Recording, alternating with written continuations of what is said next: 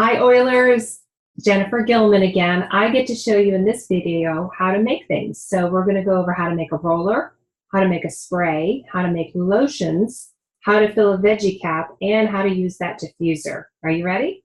So let's get started with the roller. Remember, you would have bought a 6-pack of these on your order, okay? First thing to do is you label it. So you can use like Avery labels, you can use a label maker, you can use masking tape, whatever it is. Just make sure you label it because you wouldn't want to make something and forget about what was in there, right? Write your recipe down or refer to your sheets. Remember, you're going to print out, I've got my oils, now what? Because there's a lot of recipes in there, especially for rollers. So label your roller, and then you just go ahead and follow the recipe. So you're going to take your oil and actually just drip that in. And the best thing to do is kind of hold this steady on the table. And then you have your oil bottle with the lid open and you just drop it in there. Don't shake the bottle, let it drop out on its own, and you're gonna count whatever drops and follow the recipe. So if it's 20 drops of lavender, you put 20 drops of lavender in. If it's frankincense too, you put some frankincense in there as well. And then the last step for every roller is to add fractionated coconut oil. So now you see why I recommended the pump, right? So this is what it should look like when the pump is on top. And the tip here is, for not making a mess, is to actually tilt this sideways, put the pump right in there, and go ahead and pump that until it fills to the line right up about here. It's just kind of on the lip of the bottle here so that you still have enough room to put the top of the roller in. And the last step is to go ahead and take your top. Remember, this is stainless steel, and you just press that in. So just presses right in, voila, you've got your first roller bottle made. The first time you make it, shake it up good, but after that, you really don't need to shake it anymore. And then applications are usually attached to whatever recipe you make, but when in doubt, you can put it on the bottoms of your feet, the back of the neck, behind the ears, and up and down the spine. So those are great areas to get into the bloodstream very quickly. So that's your roller. Moving on to sprays. You also got some sprays, and this is what they look like here.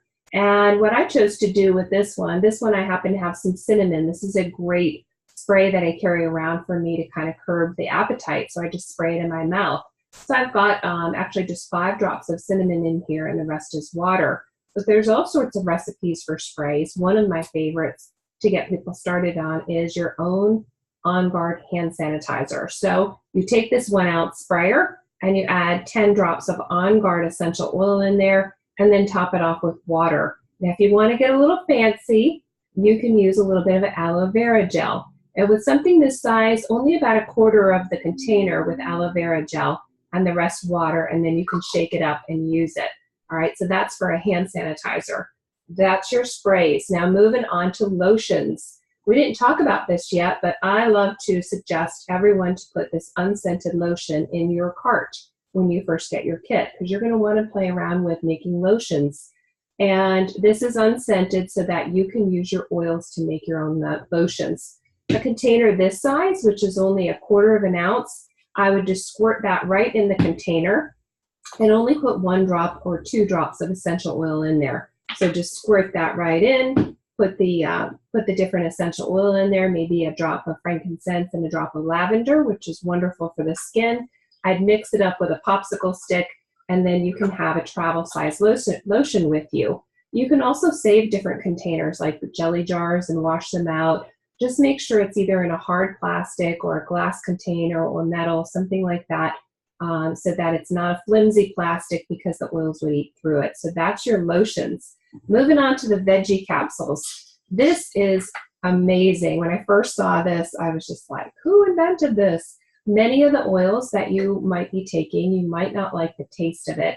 So you can actually buy these. It's only $4 wholesale for 160 of these.